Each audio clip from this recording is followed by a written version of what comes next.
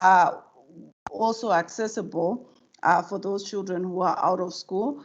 They need to continue to prioritize the realization of education for girls. I think really thinking through that education for girls is not just about paying fees and buying uniforms, but there are so many barriers that make retention difficult, and thinking as a country how we can remove some of those barriers so that the girls are actually able to progress more to high school. And then also implement affirmative action programs that improve female teacher enrollment so as to ensure girls are supported to stay in school and also that girls have role models. In terms of communities and the civic society, public awareness, I think, on the rights of girl children is very important, especially at family level, and also the huge investment in programs that target social norms, especially those harmful gender norms that perpetuate gender inequalities. We also need to invest in strengthening caregiver capacity so that they are able to treat boys and girls the same in terms of access, in terms of decision making, and this can be done through community engagement and parenting programs. And also implement child-centered social accountability interventions where platforms should be created for girls to interact with service providers, with lawmakers, with local authorities and other decision makers. And also invest in building the capacity of stakeholders to actually be able to support and engage with the girls. And then the girls, I think the most important thing is to realize that the girls are not a homogeneous group. There is a tendency to have one-size-fits-all programs, but to actually realize that those girls who never went to school, maybe school is no longer an opportunity for them, but invest in other pathways for them to acquire economic empowerment, be it vocational training, be it second chance education, which is accelerated, or also youth or employability programs. Also strengthen girl empowerment programs. I've seen an example of initiatives like the Girl Leaders initiatives, which actually give girls leadership skills and give them a voice to actually participate and have their issues and concerns heard. And then also look at opportunities to use social media platforms to also increase civic engagement for girls. And then I think one key thing is really how to expose girls to role models that inspire them and also enhance collective advocacy. And also look at how we can start to have girl-centered advocacy where girls come up with their own issues after conducting assessments and then be able to support them to advocate for their own solutions. And then in terms of my last words, I think the issue of targeting the highly vulnerable girls is key. And I think right now globally, there's a lot of focus on adolescent girls.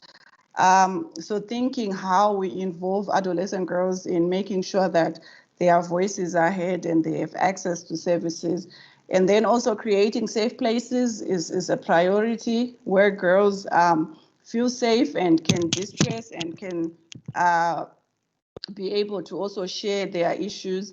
And then in some cases, really try to encourage interventions or programs where girls can have activities that are not mixed with boys, just as a way of creating safe places. And I think lastly, the important takeaway for me would be really ensuring that girls' rights are achieved and gender equality is achieved actually ensures that we are able to achieve many other SDGs, especially reducing maternal mortality, reducing poverty.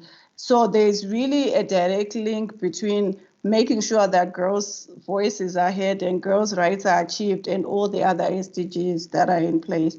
Thank you.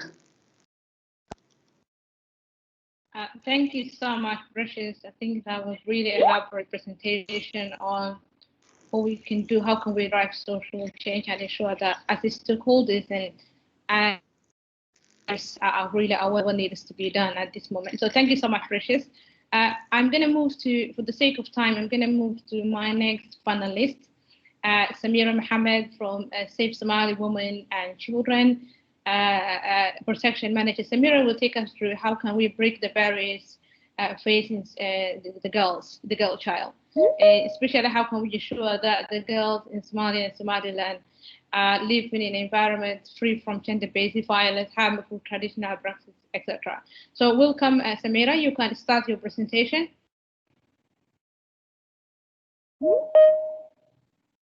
Samira, can you hear me? Yeah, I can hear you. Thank you, Ayan. Yes. Thank you, Ayan, and thank you everybody for joining the Advocacy Dialogue series. My name is Samira Mohammed. I'm joining you this afternoon from Mogadishu. I'm from Save Somali Women and Children, and I'm the protection coordinator for Save Somali Women and Children. We operate mostly in South Central Somalia. So I am trying to share my presentation, and I'm not sure if you guys can see it. It's coming. It's coming. My internet is really bad, so if you guys are seeing the presentation, you let me know in the chat box. Okay. Okay, wait, you can see, I can't see it yet, but go ahead. Yes, I can see it now. Go to the presentation mode. Okay.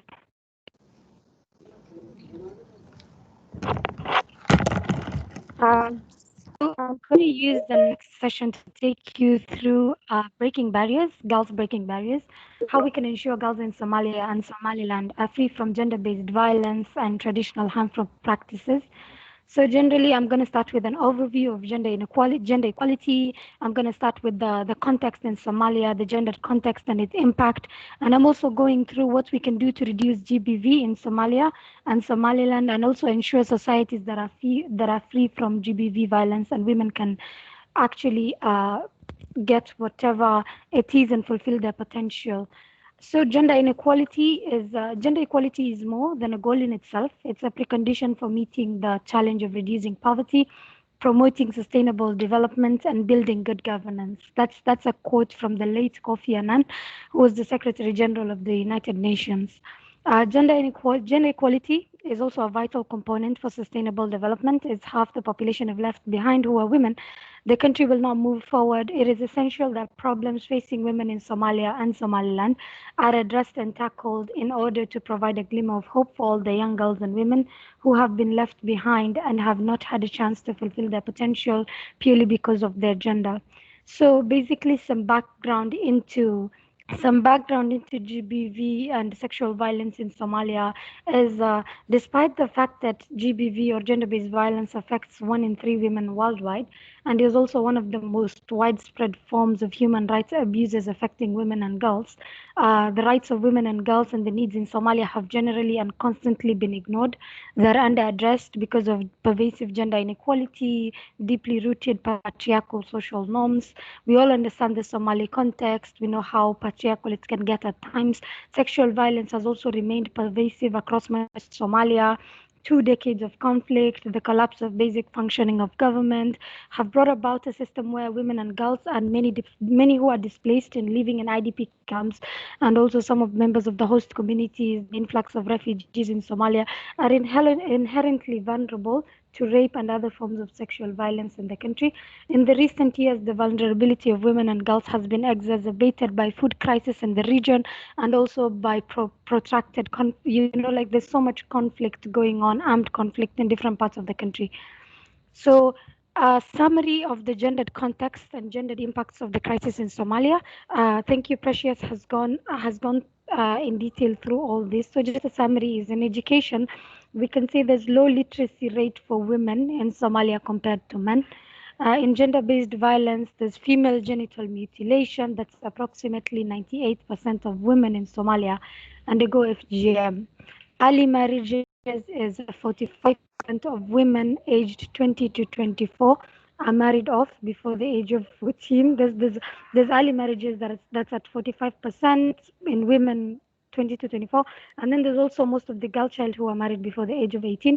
We've seen high rates of sexual violence in the country, some of them that are also unreported and others that are reported. We've also seen some of the trends in sexual violence that have been on the rise. Some of them have caught attention of local media, international media, and some of them have resulted in disastrous impacts, including murder of some of these girls. 74% of survivors who have accessed GBV services in 2016 were IDPs, and 99% of them who were female. So this still shows that gender-based violence is still high, and women and girls being the biggest victims affected. In gender inequality, the gender inequality index for Somalia still remains at 0.776. That is relatively very low, and this is the fourth highest rating of gender inequality globally. So that really it gives us a picture of where we are as a country and what we are really doing to support women and girls. So into the presentation itself, I'm just going to give what I think and I believe can be done to ensure girls in Somalia and Somaliland are free from gender-based violence, are free from harmful practices, can fulfill their potentials without their gender causing a problem. So number one is advocating for equal opportunities for women and girls in Somalia. Equal access to education, equal access to healthcare, equal access to other basic services, including food, shelter, nutrition. So we have cases where we see most international NGOs working in the country trying to support and coming in with these needs. And you would see that most of the population that we target who are vulnerable and most affected still are women and girls. And also scaling up prevention efforts that address unequal gender power relations as the root cause of gender-based violence. Most of the time, GBV would stem from unequal power relations. So this is the underlying cause of GBV. So some programs that have effectively structured participatory activities that guide the examination of gender norms and their relationship to power inequalities, violence, and other harmful behaviors. This has been successful across the country. There have been several models that have been implemented by different organizations. IRC has brought on board a model they call SASA and EMAP, engaging men in accountable practices. This have really, we can see results at the end of this project.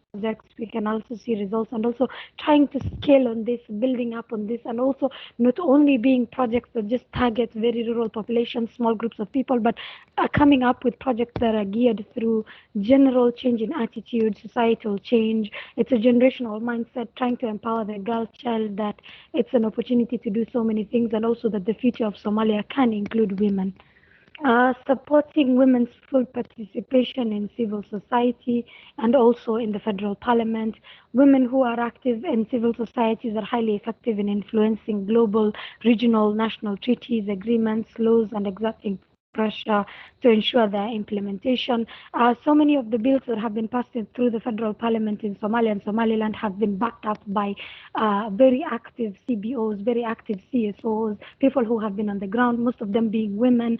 A good number of the civil society organizations in Somalia are women-led. They're trying to empower women, they're trying to empower the girl child. So empowering and supporting the efforts from these civil society organizations can be very influential in trying to reduce GBV in the country, and also encouraging governments in the place to put up structures, encouraging governments to pass legislation that can provide justice to women, legislation that is effective, having strategies and frameworks that can actually support women and girls in the country. And also developing guidelines for building systems to eliminate gender-based violence. We understand how the Somali context work right now. We have a sexual offences bill that's there in Parliament that has been lying. What we're using right now is a penal code. It's a penal code from the Italian laws in 1962, which is kind of outdated. Does not really deal with the needs that are coming, and also coming up with a very comprehensive framework of trying to prevent and also respond to GBV. There have been there's been certain guidelines that people who have tried to address this through certain sectors, the international NGO sectors, the national NGO sectors, generally through the humanitarian aid that's coming to the country, supporting federal government to support some of these initiatives. But also we are missing practical guidance for building this whole system. Where are we supposed to start? How do you establish something? Are you supposed to come up with a prosecution unit of the police that's going to be prosecuting offenders of sexual violence? Are you supposed to be coming with a court that's supposed to address some of these issues? Are there like a special investigative force that can look into issues of sexual violence, and also what can women and girls do, and how can they be supported to deal with some of these issues outside the lens of NGOs, outside the lens of CSOs, but generally as a country moving forward, what can we really do to ensure that there's sustainable measures to prevent this, and also making sure that women and girls are not left behind. It is important that women and girls are given the same opportunity and equal access to services. It's also important to advocate for the political and economic inclusion for women in all aspects of Somalia and the Somali life, and also to make primary education an innate right for both girls and for both the boy child and the girl child. In the Somali context, like I said before, requires attitudinal changes, not only by the government, but also by civil society actors who have a critical role to play. So I guess that is why we're here. That is why Ayan has invited us to Advocacy Dialogue series to see what we as civil societies can do to ensure that women are not left behind, and also identify our place in the Somali society to address these very critical gaps in supporting women and girls. So thank you so much.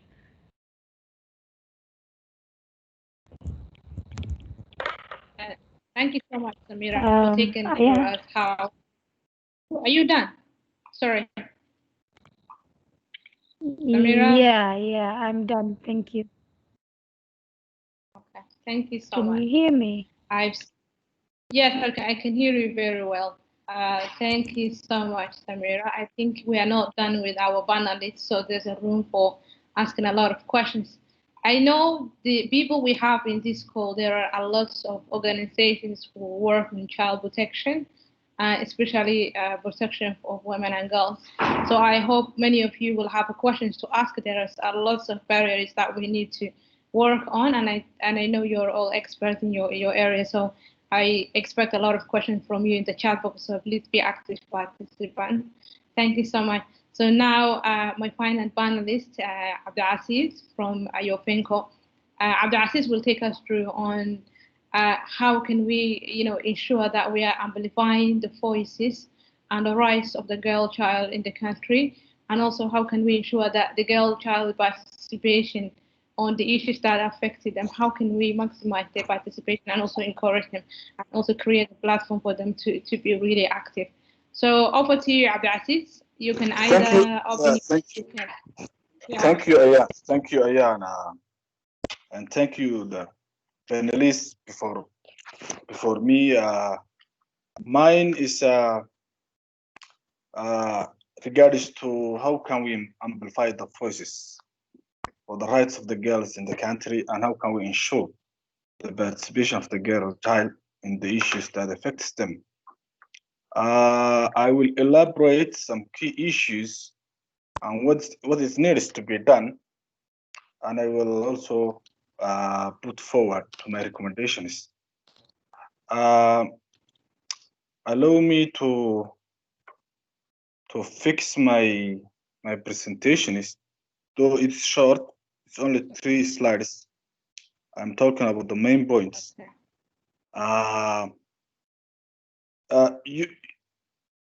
Panelists have raised a lot of issues faced by girls and women in Somalia and Somaliland, notably FGM, GBV, inequality problems in regard to services and resources. So, what needs to be done to amplify the voices? This requires a system approach, which collects all efforts for the stakeholders, including the government, line ministries, civil society, community, elders, religious.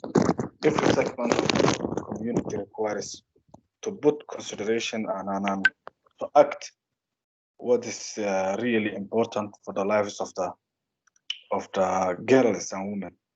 They are the significant part and proportional to the population, and we cannot marginalize half of the population. Thank you, Ayan, for hosting such kind of serious advocacy that needs to be informed, insisted, and reinforce our collective response to this various inequality. I'm trying to put my presentations on but I can't put it on, though it's. Can you please, Ayan, help me to? I sent you. Can you please help me to put the slides in front of? Please. So I just drew a diagram in my presentations, which is centrally points about the amplify the voices collectively. We need to establish a system where families at home, girls have,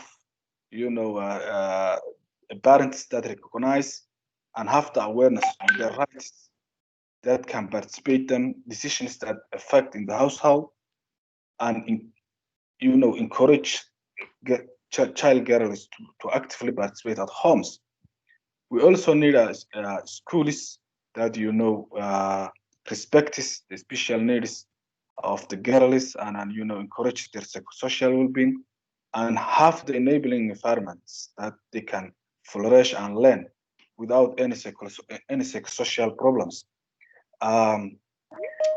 Again, teachers also need to understand, the girls' rights, advocate the girls' leadership at grassroots school level. So this part of at community and school level, and there's also national level that helps girls and women to raise their awareness, to feel protected, and their welfare is being taken care of the government. So the percentage. Can you go the second slide again? It's about I hope you. we need national policies and plans and priorities must consider girls' participation on their development agenda, which gives them to their lenses. You cannot, mean representatives of various government structures cannot act on behalf of the women. We need to policies that are gender balanced, that have the lenses of the gender, and all that priorities and policies that respects and encourages and upgrades women's status must be put on the agenda of the development plans. We also need a media that advocates against women, girls' violence, educate protection to all masses. Media has a very strong, powerful platforms, whether it's social media or other outlets, including radios, TVs. We need to hear more messages that protect us, the violence against women and girls. This ecosystem that I have drawn, the second slide. Can you, Ayan, show the second slide? Give us the collective responsibility for women, for girls, for everybody in the society to act and respond proactively in this for helping women and girls to feel safe and to be part of the society, and to feel protected, and then they will be able to lead and to take part there. Without that ecosystem and without that agencies, without that different roles and different diversified parts of the society act collectively and coordinated, we will not end FGM. We will not end gender-based violence at schools, at the community level, and at everywhere. So my presentation emphasizes we need a collective and a system approach that protects children. That's how we can amplify voices. That's how we can support vulnerable and hard to reach people who are in their need to be supported and to claim their rights. So this ecosystem will also help us, a sustainable way that communities can also learn, and people can identify and get their capacities be recognized in the interventions that we carried out at grassroots level and communities. The second slide shows we also need the participation of girls. Girls require participation at different levels: school level, community level, household level, national level. And in this participation chart that I have, my third slide shows we need participation in households. Girls should family.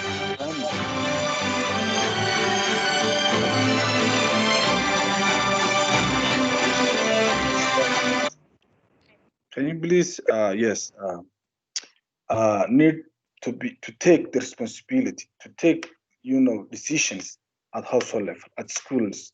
Also, what's very important is that sports and literature activities, which in the Somali context have difficulties for the girls to have spaces that's friendly for them and with our cultural context to play and to play sports, to do gym and exercise. That will also give girls the self-esteem and greater personal confidence. And I draw the attention of the international agencies and government organizations to put in place places for girls sports and literature activities so that they can attain higher grades and expectations, grow their self-esteem and confidence, and more, avoiding risky behaviors. This will help, girls to engage with associations and networks, to participate voluntary works and social activities, and with this and join peer-to-peer networks. This will also help them gradually when they grow up and come up to a woman.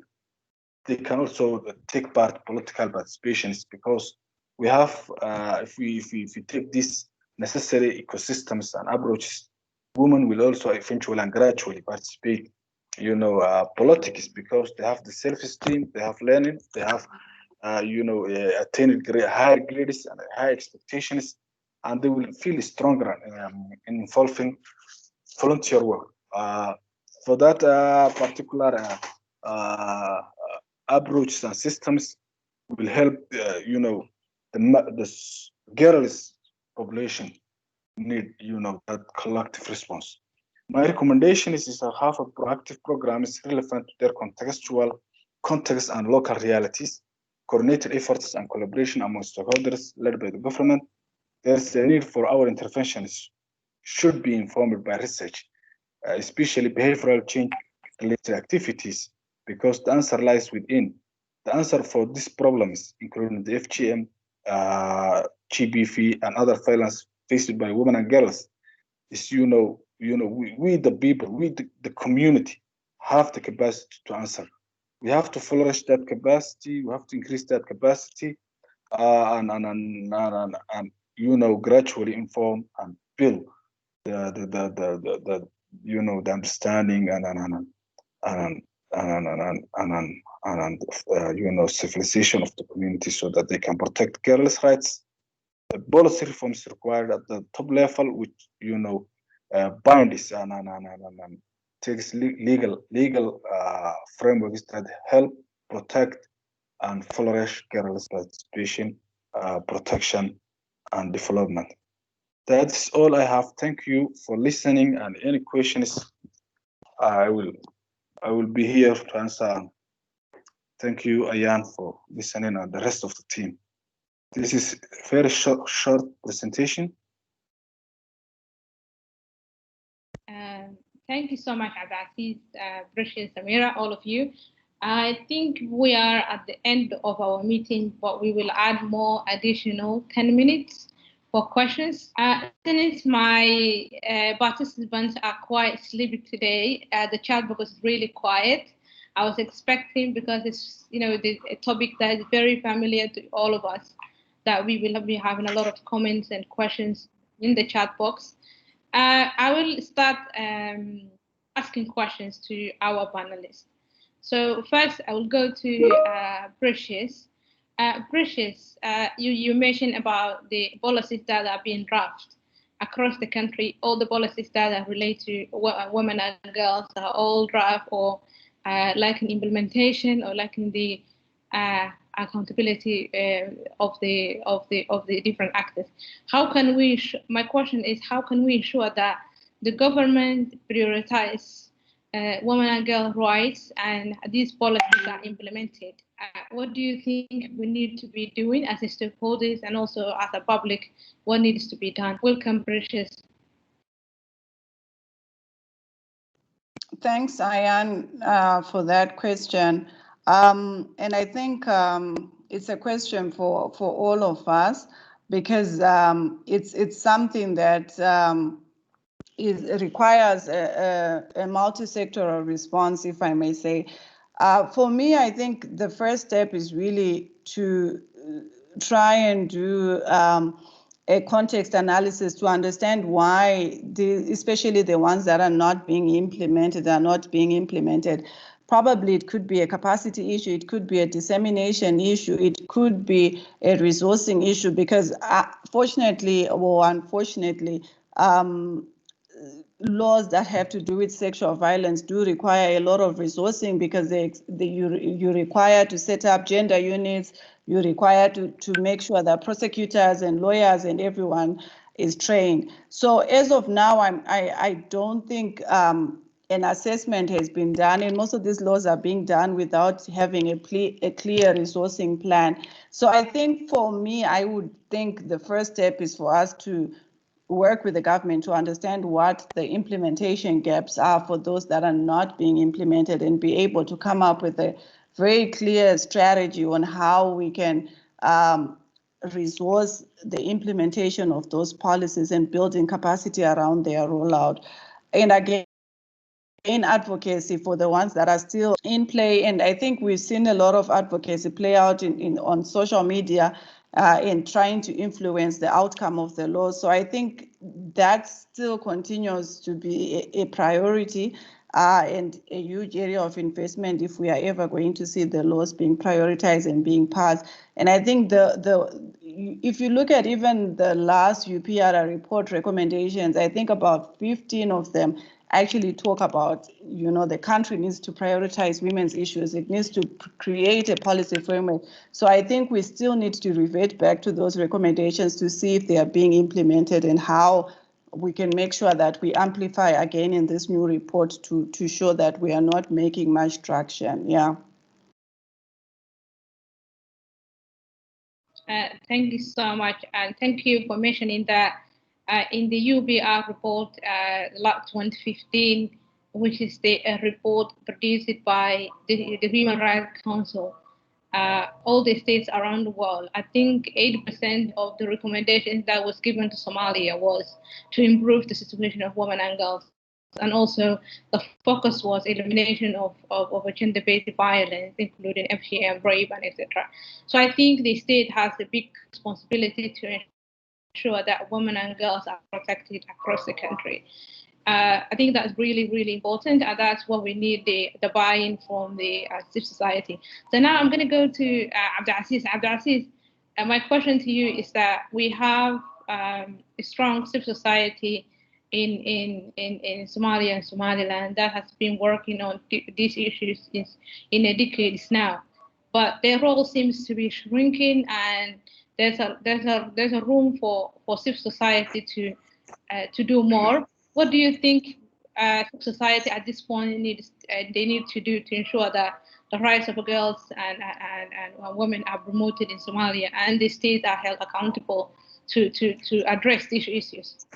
Yeah, thank you civil society of Somaliland, yes, there's a limited space in advocating and pushing forward policies, and this as much as the state gets stronger, we must also push the rights of the people who are in need, and the policies that upholds the rights of the community, and especially girls and women.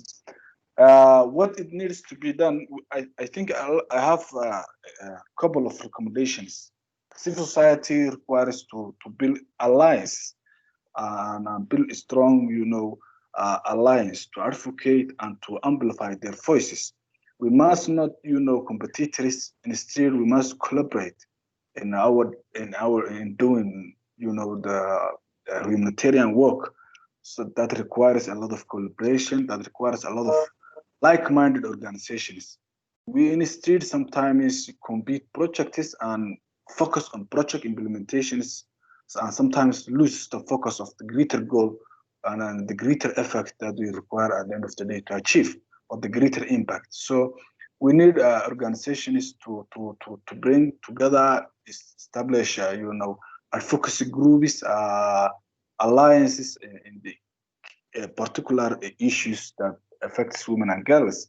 As we have had in Somaliland, we are part of an advocacy group that is pushing some policies and legislations, including the Sexual Offensive Bill, Children's Act, and I think the good thing that we can learn from that is that we have to come together continuously, and we have to find out the key advocacy issues, set out the key advocacy plans, and and who should we engage to our advocacy plans so that we can succeed. One of the key notable things is that to establish parliament caucus groups that support and transmit the message to the legislations and government, other government bodies. So we need to focus on what we are established on, and the ideals of humanitarian work, which requires a collaboration, which requires quality of work, which requires you have to reinforce your issues and understand key advocacy issues that you want and key policies that you want to affect, and to put forward to legislation bodies. So I argue agencies should have some way platforms that they come together, discuss issues, set up allies, set up teams that particular teams to continuously to lively continue the issues that needs to be done. Yeah. Thank you. Thank you so much, Abdati. And now I'm going to go to my other panelist, Samira. Samira, I'm more interested to hear about what the women-led civil society organizations role to actually push for the women and girls agenda in the country. So I'm really interested to hear from you, like what do they need to be doing and how can they move forward from where we are now? Samira? Yeah, Ian, thank you for your question. There's a lot that's being done by the civil society organizations, basically in Somalia and Somaliland, on advocating for women rights, women issues. Like I mentioned before, most of the civil society organizations, if you see, I'm aware of a good number in Somalia and also some in Somaliland that are women-led, mostly advocacy efforts that are led by women. A lot of activities that goes into empowering girls, a lot of activities that goes into women, finding livelihoods for women, either from IDP communities and host communities. And also civil society organizations have been in the front line in engaging the government in trying to come up with comprehensive frameworks to support generally the gender equality agenda in Somalia. They have been doing a lot. Right now, as we all know, there's been a lot of issues on the Sexual Offences Bill 2018 that was tabled in the Somali Parliament. But in the entire process of drafting the SOB 2018, there was a lot of engagement from civil society actors, especially women groups. There's been a lot of contribution from the Ministry of Women and Human Rights Development in Somalia. There's been a lot of contribution from Somali lawyers and international organizations that helped draft and come up with the sexual offences bill, including legal action worldwide. And up to 2018, with a lot of consultations on the same, up to 2018, when the bill was unanimously adopted by the Council of Ministers in May and was tabled to the Federal Parliament, where it had stayed for quite some time. So all these milestones and achievements have been part of what women do in the country. You can see now there's more of a Somali women in leadership. You can see right now there's more of Somali women politically represented. Throughout the duration of the Somali conflict, women led by example. In the absence of men, many of them became the breadwinners for households, while also single-handedly raising children. In the recent years, we are experiencing a rise in the number of women who are being more and more outspoken of the gender imbalance in the country. We're also taking leadership and fighting for higher political representation at all levels of government. We've seen women who are members of parliament. We've seen women who are representatives in ministries. We've seen women who are ministers. There's also now there's a consensus that women will also have a higher and a bigger role than before in ending the current conflict and taking part in reconciliation of the disheartened Somali communities who have been at odds with each other. Generally, how the political system has been working over the years. You can see right now there's advocating for more spaces for women in the country. There's advocacy for more women-led initiatives within the country, and also hoping that we will get there at some point. We will get there. Right now the progress is slow, but it's picking up and it's good. We're getting there, and also trying to women are also behind and backing up the move to come up with a comprehensive and a legislative framework to protect women and girls, and also coming up with a comprehensive strategy and effective legislation to eliminate practices and harmful gender stereotypes that have generally had a negative impact on women and girls in Somalia and Somaliland. Thank you, Ayan. Thank you so much. Thank you, Samira. That was really elaborate. I think as much as gender issue is women's and girls' issue, is also boys and men's issue. So we need to be coming together to work together to ensure that our children, both women, boys and girls, women and men, our society together is safe, protected from any violence. And so now I think we're coming to the end of the dialogue. There's two questions in the chat box asked by Abdulkani is saying, are there any studies done around social media exacerbating gender issues in Somalia? He says, as I believe social media can play undeniable role in changing gender issues. It could be positive or negative, both social media. And then Saeed is asking, I think, around the same question, and also how can we maximize the use of social media. I will give to Samira again if you have any to that, and then Precious and Abdulaziz can add to that, and then we will close the dialogue. So welcome, Samira. What do you think we need to be doing around the social media? Thank you for your question. And social media, it's very true. Social media plays a very important part in reaching out and trying to do a lot of advocacy. And we all know that the Somali population, both in Somalia and Somaliland, are people who have a lot of access to social media, including Facebook, TikTok, Instagram, whatever other social media avenues that are being used in the country. If you see the Google statistics in 2019, Somalia would be one of the highest users of internet in the world. We are among the highest users because I also understand it's because mobile data internet is affordable, is relatively affordable compared to different countries in the world. These are opportunities that have been used and are still being used to advocate for equality, women empowerment, trying to come up with discussions and dialogues on GBV. I'm not aware of anything that has been done, but I know different organizations that have been doing. Okay. Okay, some music just in case people were bored. Please mute your mics. I'm not I'm not really sure if there has been any studies that have been done to see the impact of social media that can be done, but I understand there's so many projects that are being funded, especially by Oxfam GB in Somalia and Somaliland, to try and encourage and reach out to social media influencers, try to bring this committee, identify who they are, and map out the different social media influencers in different parts of the country, and also use these platforms and forums to advocate for women empowerment.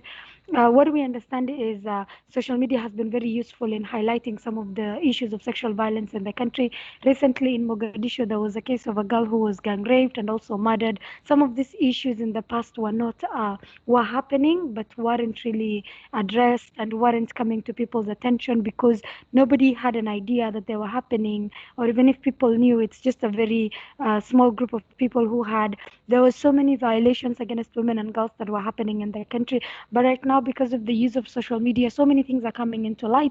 We have seen several cases in southwestern states, in Somalia and Baidoa, where people were actually sentenced to death because they sodomized a group of children in the madrasa system. So social media has been really been influential and useful in trying to highlight some of these issues. I think that that's an action plan, maybe coming up with a study to see the impact of social media. It's something that can be done in the future. But yes, there are several initiatives by UNDP, by Oxfam GB, by different partners that are trying to maximize on using social media influencers to reach as many users as possible. USAID has done the same through the Creative Associates program in Somalia in 2019 and early 2020 before March. And they have used social media to reach out people with messages on governance, on women participation in political leadership, trying to understand how the Somali federal government works and advocating for more women. And also that is being used right now to advocate for gender equality, to advocate for equal opportunity for women and girls, and also counting on the 16 days of activism that we will be seeing in November, and trying to reach as much users as we can to ensure that we reduce the risk of violence against women and girls in Somalia and Somaliland. Thank you so much, Samira. Precious? I don't think I have anything to add. That was quite a comprehensive response. Yeah, thank you. About it? Yes, I think Samira has elaborated well. And I agree with her that I haven't seen any structured research on the impact of social media. But what's undeniable is that social media is a platform, it's an opportunity to deliver messages, change, and I think we must what we can take as a forward. We are not yet. It has its pros and cons, as the guy who asked the question tells us. It has its pros and cons, and we need to formally look out and take opportunities to deliver messages that can change and build the awareness of the society. And that's, I think, Samira has elaborated well. Yeah. Thank you so much, Abdul. Thank you so much, Precious. Thank you so much, Samira, for coming and talking to us on this issue today. Thank you so much for being our panelist. Thanks to everyone for listening us. Thank you, Ayan. You're welcome. I think this is the end of our Advocacy Dialogue series today, intended to discuss the Girl Prize for the celebration of International Day of a Girl Child. So I thank you all for joining us. Thank you so much. I think we have one more episode of reaching 10 episodes of Advocacy Dialogue series. So until the last episode, I'll say to you, thank you so much. Have a great day, and make sure you check our social media to the upcoming and the last episode of this Advocacy Dialogue series. Thank you so much. Have a great day, everyone. Bye.